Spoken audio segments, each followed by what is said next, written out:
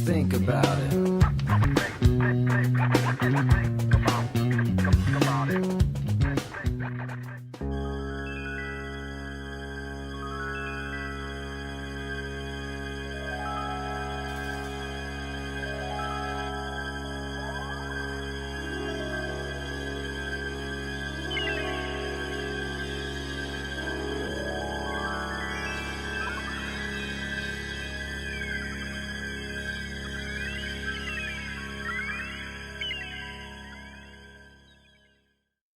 Five, four, main engine start.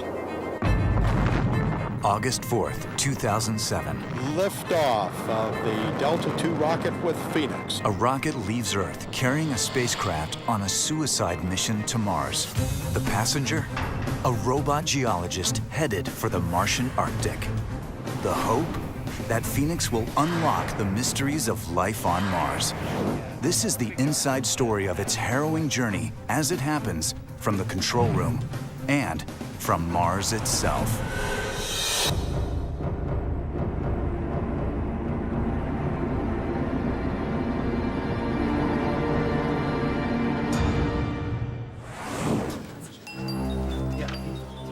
Landing day, 12:30 p.m.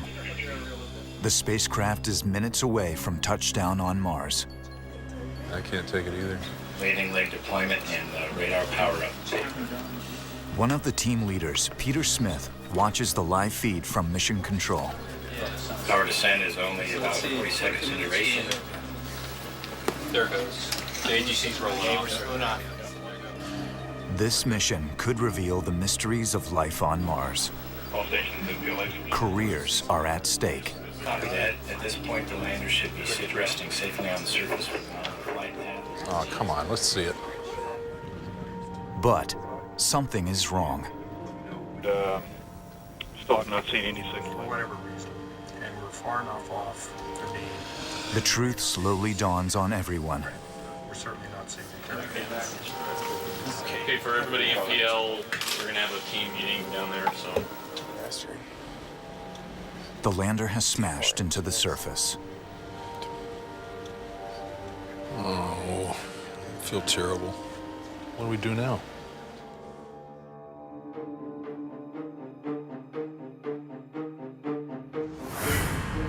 Confirm process separation. 9 years have passed since the Mars Polar Lander disaster.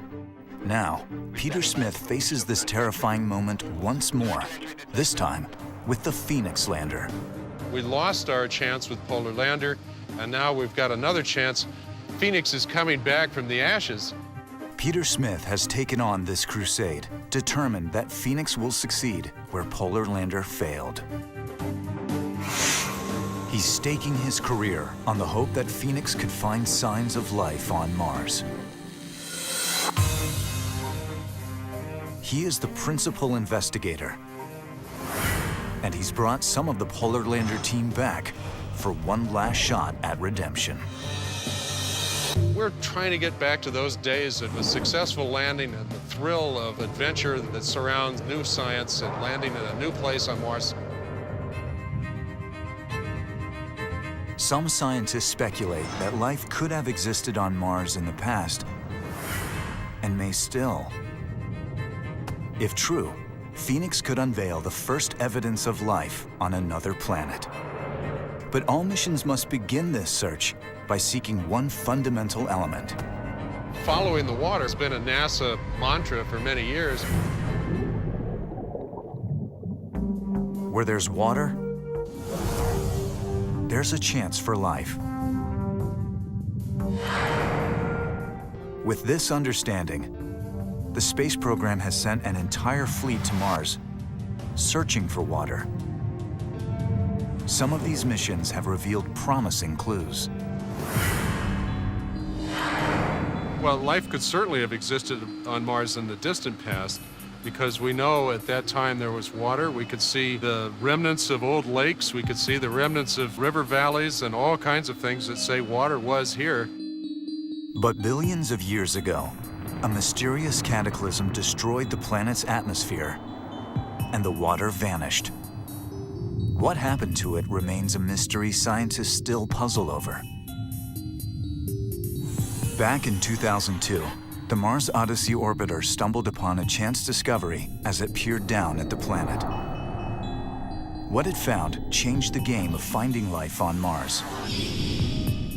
Odyssey spectrometer uncovered a region with huge quantities of hydrogen under the surface, indicated by the color blue.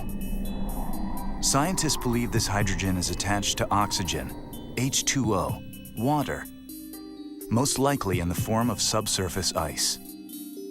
This map was created by an instrument on the Odyssey orbiter. In the upper 3 feet of surface, you can find regions of a water abundance that you can see in no other way because the surface is covered in soil, and that is totally unexpected.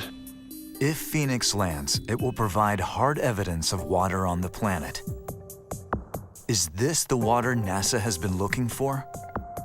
Could this ice have ever harbored life? And so is the amount of ice that made this discovery so unusual. That's why we wanted to investigate it right away. And our mission was conceived at the discovery point of that ice. And now, 6.5 years later, we're following up on that discovery. Phoenix is a robot geologist equipped to identify water on Mars. The mission is groundbreaking. Phoenix will dig beneath the surface, analyze the ice and soil, and search for evidence of life. If successful, Phoenix could shift our understanding of life itself. The mission is monumental. The personal and professional stakes are huge. Sending a mission to Mars once more is important not just for science, but also for the team's redemption. If the first one failed, you really want that second one to succeed because the amount of blood, sweat, and tears is so daunting that you just never want to have to go through that a third time. My God, I don't think anybody could do it. So a huge success would vindicate all those years leading to Polar Lander. Mars Polar Lander is not the only wreckage on the red planet. Over half of all attempts to land on Mars have ended in failure. Landing on Mars is so risky. You really need a payoff to balance that risk. Phoenix advances the search for life by a very large step forward. Will Phoenix make it to Mars? The search for life is on the line. I feel like my heart's on the spacecraft. We're just ready for the excitement to start. Atmospheric entry on my mark. This is a day we will never forget. 3, 2, 1. Mars is a frozen, hostile wasteland. Dust storms rage across the planet. Temperatures plummet 250 degrees below freezing. It seems an unlikely place for water, let alone life. But could the basic elements of life exist here, even in this merciless environment? Phoenix is on its way to find out. If you consider Mars an extreme environment, then the question is that extreme environment inhabited? Was there any life on Mars that could evolve to that extreme environment? To inform the search for life on other planets, scientists observe how life adapts to the harshest regions on Earth. In frozen tundra, in the driest deserts, one can still find tough little organisms called extremophiles. Astrobiologist Chris McKay is an expert on extremophiles. He's discovered them in Earth's most unforgiving places. Some closely resemble the extreme conditions on Mars. He is co-investigator on Phoenix. As we move into the hills, we find scenes like this. Rocks, red rocks, really Mars-like. Here we find one of my favorite examples of desert extremophiles. Organisms living under stones in deserts. They're cyanobacteria. They're green. They photosynthesize. They need light, but they also need water. Living under a stone is a way that they get a little wetter, more shielded environment. But they have to grow under stones that allow light to come through. And about 1% of it reaches where these organisms are living, and that's enough light for them to grow. It's an example of how life has found a strategy to survive in an area that looks lifeless. We need to be on the lookout for that on Mars. Maybe extremophiles were able to make a living in a surprisingly inhospitable place right where Phoenix is landing 5 million years ago when it was just a little bit warmer than it is today. Even in deserts like these, life can exist if there are 3 essential elements: energy, water, and something called organics. Organics are carbon-based molecules that form all biological matter. Life, before it existed, was organic materials, and they had to form the right chemical chains and molecules in order to create living creatures. Mars has energy from the sun. If Phoenix identifies water ice and uncovers organic materials, all the elements for life are there. And if all the elements are there, is life there as well? If Mars was inhabited by some sort of biology early in its history, and then it slowly dried out, the pools of water shrinking, you know, the water seeping underground, did the life forms evolve quickly enough to follow the water? If someone were to go to Mars and land on the surface, they'd see a terrain like this. No evident sign of life, evidence that there was water and it's now gone. When Phoenix lands on Mars, it's going to look out onto a surface that's also going to have cracks due to the ice below the ground. Phoenix is going to dig underground at the landing site on Mars and search the dirt and the ice that it's going to encounter for evidence of organic material that could be the result of past life. We might find there a different type of life, life that represents a second genesis. So right here in our own solar system, we might have 2 examples of life. And I'm looking forward to that day, and that day may come from exploration of Mars. If there are organics hidden under the Martian surface, Phoenix will be able to sniff them out with a soil analyzing instrument called TIGA. Heather Enos is the project manager for this crucial instrument. TIGA stands for Thermal and Evolved Gas Analyzer. TIGA is a very complex machine. It has given me gray hair. You can't see it, but it's there. TIGA is a hot little oven for cooking gases out of the Martian soil.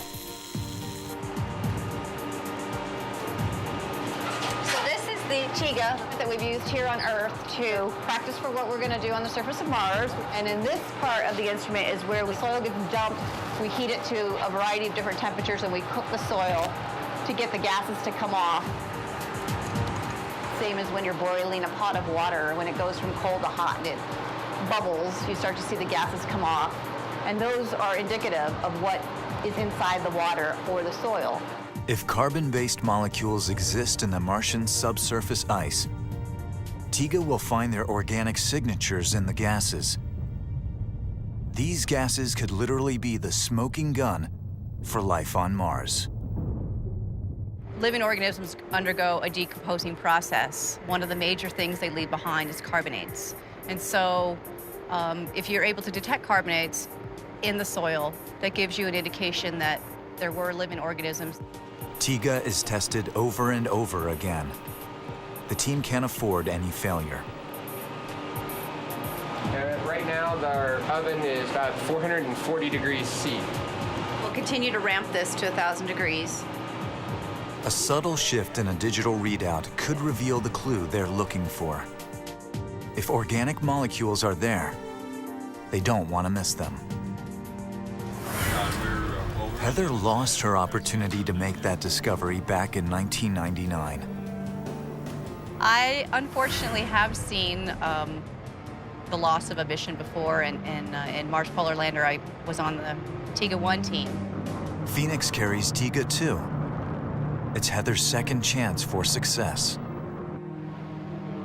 Your first impulse when you have a failure like Mars Polar Lander is, I am never doing this again. But on the other hand, when you've got it in your blood and you want to do exploration, and you actually have to turn it around as an opportunity. Second chances are very rare in this business. The TIGA team has put their professional and personal commitments on the line. One last time.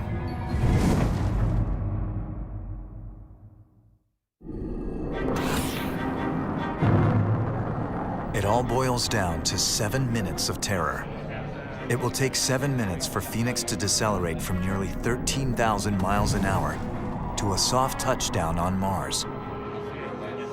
This time, the pre-planning, the engineering, the timing, all of it must pay off. The 7-minute sequence is called EDL, for entry, descent, and landing. And it must be perfect.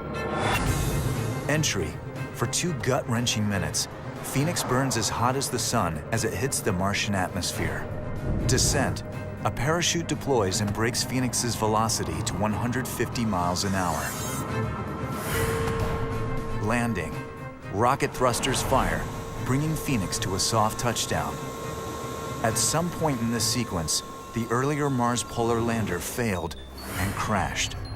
If Peter Smith and his team don't find out why, Phoenix just might meet the same fate. As the principal investigator, you take ultimate responsibility for every part.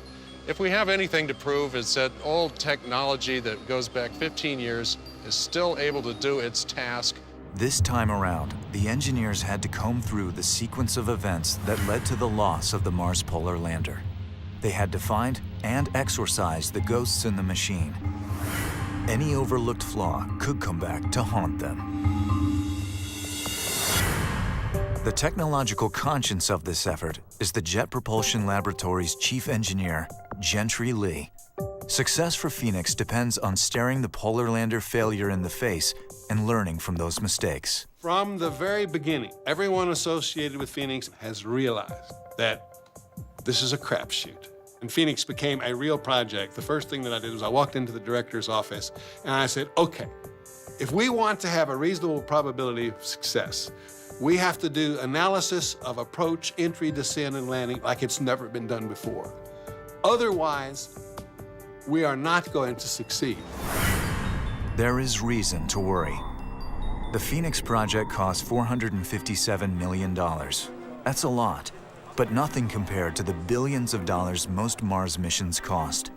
To fly on this small budget, the Phoenix team must recycle an older, canceled vessel based on the same design as the failed Mars Polar Lander. It was like saying, okay, I want to build a car. I can't afford to build a brand new car, so I'm going to go first to the parts place and see if I can find some things that I can make into a spacecraft. This Phoenix must rise, not from the ashes, but from a pile of spare parts and discarded hardware. The key to flying a mission like Phoenix is to understand what you've got. So what we have had to do is meticulously go through and list all the bad things that can happen, and one by one, try to hammer them down to naught. Engineers know the EDL sequence is where Mars Polar Lander went horribly wrong. They investigate all the possible culprits, the radar, the parachute, and the thrusters. They start with one of the prime suspects from the '99 crash, the radar. So the radar has to tell you, as you're coming down, where Mars is. The radar's problems fundamentally stem from the fact that it was designed to operate in an airplane on Earth.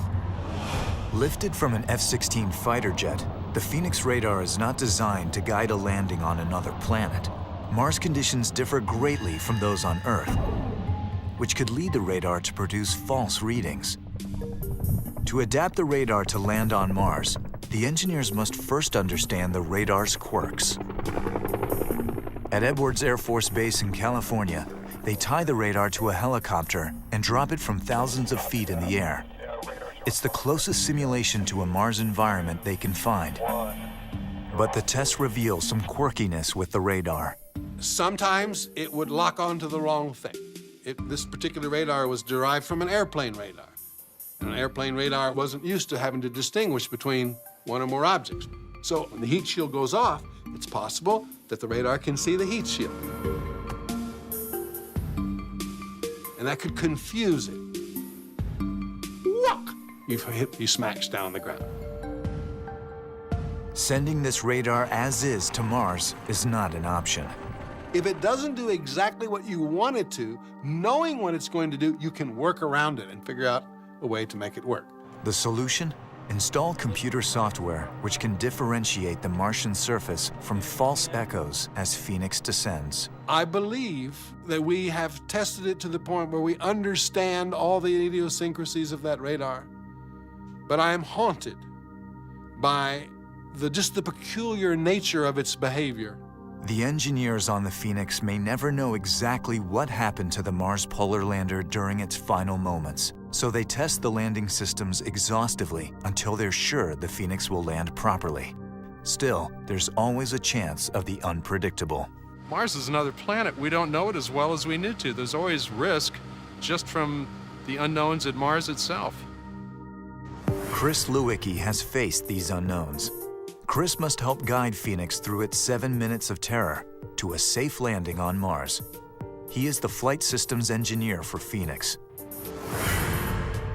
Phoenix has one shot at landing on Mars, and that weight hangs on the parachute. The next stage in slowing down is to deploy a parachute. In about 15 seconds, the parachute will take us from about 900 miles an hour to about 150 miles an hour. And we have to deploy this parachute at just the right time. The radar is a critical instrument in terms of figuring out exactly when the right point is. It's kind of like a skydiver's meter. You've got to pick just the right spot to pull that cord. The radar must detect the correct altitude from the Martian surface and tell Phoenix when to release the parachute. All kinds of terrible things could happen. It really is just a fabric, and it's just cord like a parachute here on Earth. Like the radar, the engineers can't tell exactly how the parachute will work in the Martian atmosphere. They're not exactly like they'll happen on Mars, but they really give us a lot of insight into how these very complex, large, ungainly things will perform when we actually take them to Mars. The parachute drop test results aren't promising. This lander actually couldn't take the force that this parachute could put on it. The jerk that it gets when it deploys is enough to potentially rip it right out. It could have been a polar lander experience all over again. To prevent such an encore, the engineers develop a surprisingly simple solution. And ultimately, one of the decisions that we made was to shrink the parachute just a little bit, so that we get just a little bit less of a tug on it. As the engineers solve problems, more emerge. Phoenix must land using outdated pulse mode thrusters. The challenge is taking these 12 pulse thrusters from several hundred feet up in the air, going 100 miles an hour or more, to just a really slow speed so that we can kind of gracefully come down and plant the landing. Much easier said than done. And there's another thing. Pulse mode thrusters have never been used to successfully land on Mars. Mars Polar Lander used this pulse mode technology to try and land on Mars, and it was one of the things we were kind of worried about. In 1976, the Viking lander touched down on Mars using throttle thrusters, which employ a steady stream of fuel. These continuous thrusters succeeded.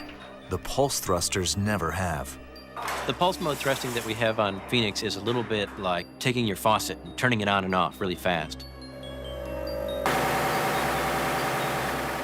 Would you have designed pulse-modulated engines to land on Mars if you were not restricted in cost from the beginning? No. We took what we had. We took what was left over, and we tested it and tested it again and tested it again. We did hot fire tests on Phoenix, which were not done for the Mars Polar Lander. And now we believe we've done all the tests necessary. They should do the job. Can Phoenix rise to the crucial challenge of entry, descent, and landing? But you know, just because of how complex this thing is and the job that it has to do, that there's mistakes there. And you're just hoping you've caught all the major ones and that the minor ones won't matter. As I have watched this team tackle problem after problem after problem, this team may not succeed.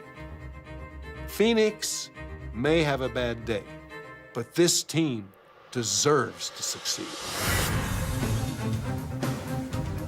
With Mars, there are no guarantees.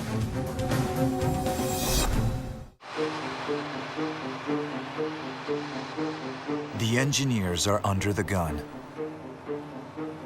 To give Phoenix a shot at safe landing, They've worked out problems with old technology. Now time is the issue, as the launch date quickly approaches. The new challenge is to put Phoenix on a rocket and launch on time.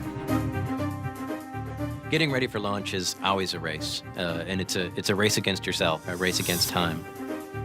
Launch dates can make or break missions to the Red Planet. Earth and Mars orbits align only once every 2 years. And if you miss that launch date, your mission is over just because the opportunities are so few and far between. Heather Enos and her team feel the pressure more than anyone. We were in our final testing, and the TIGA just wouldn't cooperate and wouldn't work. It put us pretty far behind. The heart of the science mission rides on her instrument. It's designed to sniff out water and the signs of life. Phoenix can't fly without it. It was very stressful. I mean, the team was working, 7 days a week, 16, 17-hour days. We made it, but we literally were the last payload on the spacecraft. Under strict military security, an Air Force Globemaster airlifts the completed Phoenix from Lockheed Martin in Colorado to the launch pad at Cape Canaveral, Florida. It arrives just in time for launch. Phoenix is bolted to the Delta II rocket and set for liftoff. And then, a bad omen. As storms build over the Florida Panhandle, lightning strikes the launch pad.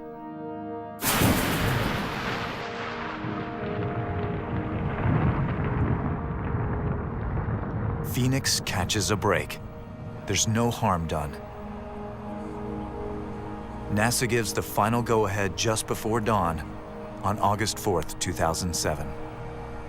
T-minus 10, 9, 8, 7, 6, 5, 4. Main engine start. 2, 1, 0. And liftoff of the Delta II rocket with Phoenix, a distant science outpost seeking clues of the evolution at the polar region of Mars. Watching the launch of Phoenix was very, very emotional. Surprisingly, I started crying during the launch. I mean, as soon as it hit the sky and it was on its way, I think it was really feeling like, okay, we're finally on our way, as well as I'm letting it go feeling. So I actually was very emotional. It went early in the morning. The sun wasn't up yet. In the nighttime launch, it lights up the sky like a sun rising. It felt so important to get our spacecraft properly off the Earth and get it moving towards Mars. You ask yourself when you launch this thing and when you send it to Mars, you're like, I hope I didn't forget anything. I hope I didn't forget to tighten that screw. I hope I didn't forget to put that piece in the software. The engineers have done everything they can to get Phoenix safely to Mars. During the spacecraft's 10-month journey through space, the science team prepares for the real work of the Phoenix mission, the quest for life on the Red Planet. We have a big stake in this mission, the possibility that habitable zones exist and maybe they're populated. All of these things rest on our one chance here to explore the polar regions. There's no doubt if the Phoenix mission successfully detects organic signatures of any sort, it will most definitely be one of the hottest scientific debates for decades to come. Up till now, the focus has been on landing Phoenix safely. But once it's on the surface, a whole new set of technical challenges begins. To operate a very complicated arm from tens of millions of miles away is a very difficult task. On the Earth, when we talk about robotics, we usually mean joysticking, where you can see what the rover sees and you can steer it. When you're on Mars, the joystick idea doesn't work, because when you send a command to the robot on Mars, it takes 15 minutes to an hour to get there. All commands sent 50 million miles away must be carefully planned. How will Phoenix respond and work with the instructions it receives from Earth? To cut out the guesswork, the team has built an exact replica of the Phoenix. All the commands are tested here first at the University of Arizona. It's a safeguard designed to head off disaster on Mars. Okay, this spacecraft is a bold adventurer, actually. This spacecraft is doing what I always wanted to do when I was a child, and that is fly to Mars. In order for our science team and for our operations team to be able to feel comfortable operating our spacecraft, which is now on the way to Mars, they have to have done all of their procedures before in a test bed. So everything we're going to do on Mars, we do here first. This spacecraft has all the senses that a human being has, and it's going to be our eyes, our ears, our nose and mouth, so forth on Mars. What we have is like the human. We have an arm that can reach out and grab things. It can feel the surface. The arm is being watched by our set of eyes here. This is this camera. I know the whole thing doesn't look human, but it acts human. This unit over here, the TIGA instrument, is kind of like an electronic nose. Like you might crush leaves from a plant to get a good sniff. It actually heats it, and then it can smell the vapors coming up. And over here is our weather sensor, and it can understand what the environment is like. So we sense and feel the environment on Mars just like a human would. And even though you and I can't go there, we can send this robot there to tell us exactly what it's like. But it's all theory until Phoenix faces the reality of Mars. If we land safe and we're never able to figure out how to get the arm to bring a sample and put it into the camera, we'll be laughed at. We'll be on Jay Leno. Landing day. Well, one thing we know from the orbital. After 10 months in space, Phoenix is just hours away from its encounter with Mars. I am actually really scared. In Tucson, Heather Enos heads to the University of Arizona. She's faced this day before. I was on the Mars Polar Lander team in 1999. I was at the University of Arizona listening live for the feed of a positive confirmation of a landing, and we'd never got it. That was probably one of the worst days of my life, and I certainly wouldn't want to repeat it.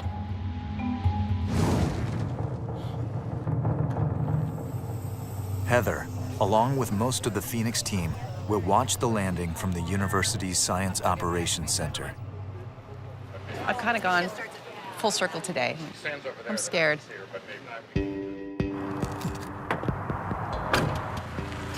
Chris Lewicki is going to Denver, Colorado. He'll be watching the landing with the team at Lockheed Martin, where the Phoenix was built. There's nothing like entry, descent, and landing. Probably go through some feelings of anxiety and worry, you know, where you think you might die while we're going through EDL. It's pretty rough. You know, this is where we're going to find out what people are made of. We're going to find out what our spacecraft is made of.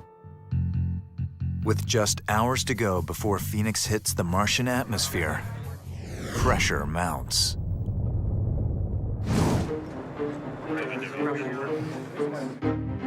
We sent the last commands to the spacecraft this morning, set in the final configuration and everything for entry, descent, and landing, and it's on its own. Now Phoenix will face its fate alone. Because of the time delay between Earth and Mars, the engineers are now hands-off. And the hands will get clammy, nerves will start shaking. Yeah, you can always already start to feel a little bit of tension. Yeah.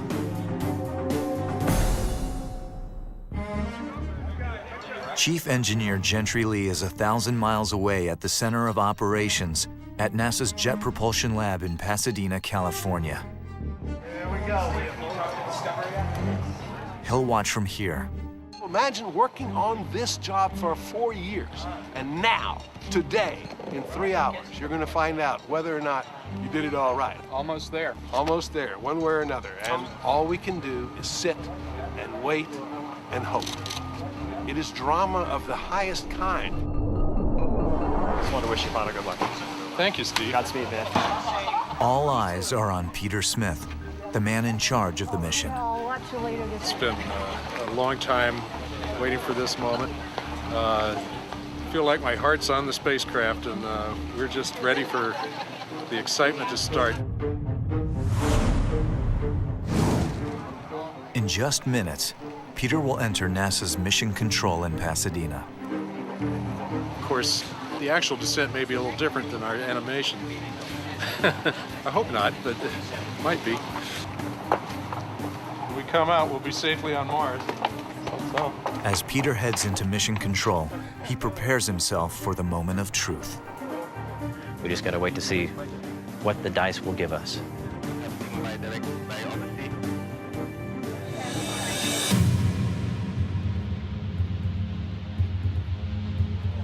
Hello, how are you? All the teams in Tucson and Denver watch with Peter via satellite as data comes back from Mars. We're getting very close to entering. Atmospheric entry on my mark. 5, 4, 3, 2, 1. We are in the 7 minutes terror right now. We have now entered the atmosphere and are starting to slow down. As the atmosphere gets thicker and thicker, the heat shield will get hotter and hotter. It's basically on fire. All right, parachute next. At this point in time, Phoenix would have normally deployed its parachute, standing by for telemetry acquisition. Parachute detected. Alright, parachutes deployed.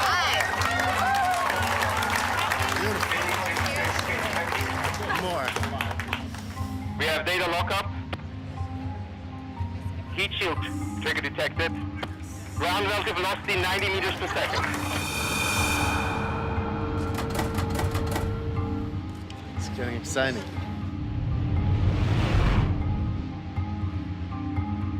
Radar reliable.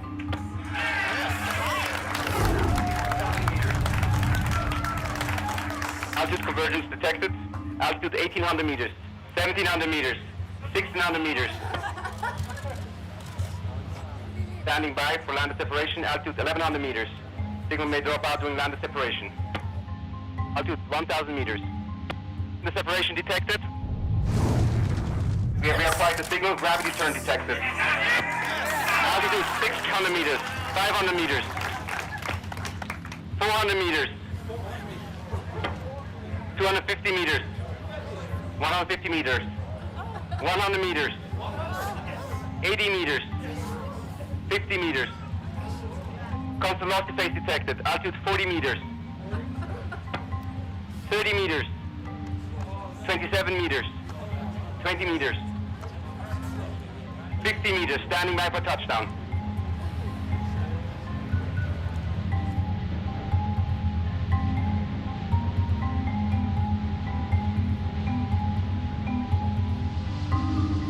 Touchdown signal detected.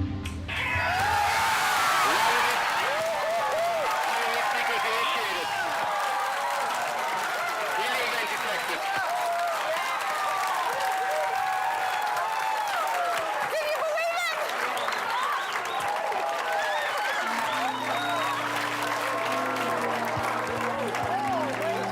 We're there. We're actually landed and we're safe. Everything went off without a hitch. It was. Yeah, I don't think it could have gone better. Yeah. And I'm thrilled. I'm really, really, really excited. Just perfect. Just perfect. Well, I feel on top of the world. Peter is on his way to the press conference to announce the good news to the world. It was flawless. Did you see that, Steve? Did you guys see it? Did you see it? Unbelievable. Whoa. Fabulous. Tell us your goal for the Phoenix now. Get some pictures back. I want to see Mars.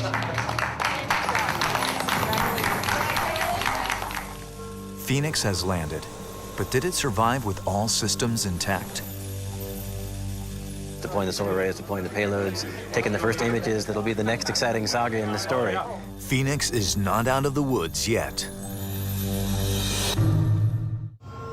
Phoenix is on the surface of Mars, but it's not safe yet. The Martian Arctic could freeze the robot.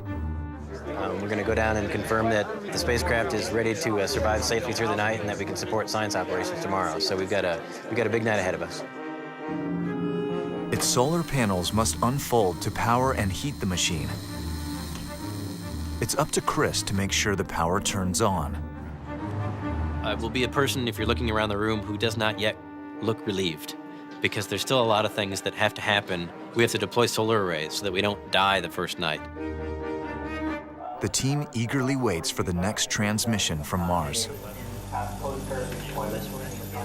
That means 7 minutes from now, we will start receiving our first downlink from the surface.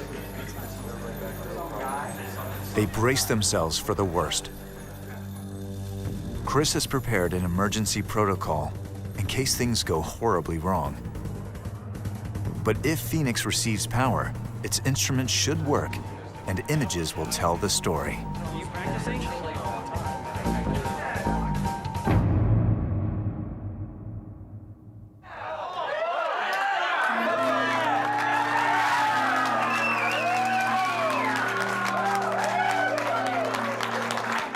So excited. We're seeing pictures now of the solar arrays fully deployed. We've got a mission. So, where are we at?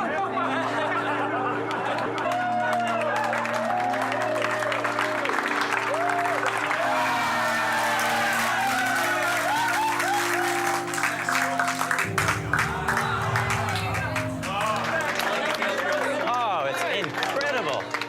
This is how it's supposed to happen.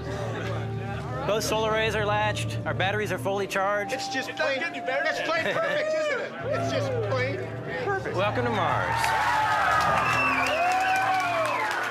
And as for those emergency protocols, And as you can see from the images, these procedures are clearly not necessary. So now we're going to rip them. Maybe we'll take them out in the parking lot and burn them. Put some muscle in the tin. Ah, yeah. Does it feel good? Yes. Yeah, keep going. Yes. There, PI 1216. Right there. There's a good one. Oh, yeah. Just as satisfying. Burn it. Congratulations. Phoenix has survived the landing and now joins the operational fleet of spacecraft exploring Mars. The Mars Reconnaissance Orbiter passes overhead and captures this historic photograph of Phoenix landing on the red planet. Safely on the surface, the Phoenix camera documents its triumphant touchdown. And the first images ever from the surface of the Martian Arctic. As the photos from Mars fascinate the world, Peter returns home to the University of Arizona. It doesn't get better than this. And this is such a fulfilling feeling after 6 years of thinking about this project. I'm able to head home to the operations center, symbolically bringing the keys to the spacecraft with me so that our science team can now start their science mission. If we can actually find some organic materials and believe they're from Mars, that's going to change everything. You watch.